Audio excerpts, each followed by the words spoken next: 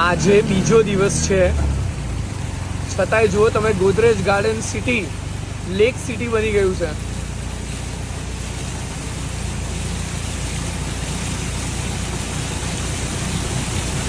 જ્યાં જુઓ ત્યાં પાણી જ પાણી ઇન ગોદરેજ ગાર્ડન સિટી.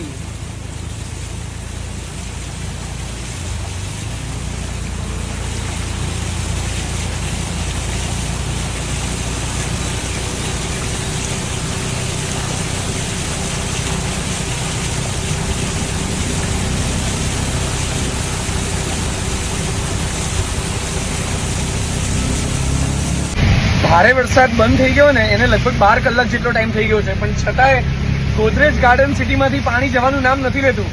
એને અહીંયા ગમી ગયું લાગે છે. હું તમને હજી બતાવું કે કેટલું બધું પાણી અહીંયા ગોદરેજ ગાર્ડન સિટીમાં બહારના ભાગમાં જ છે. આ જુઓ.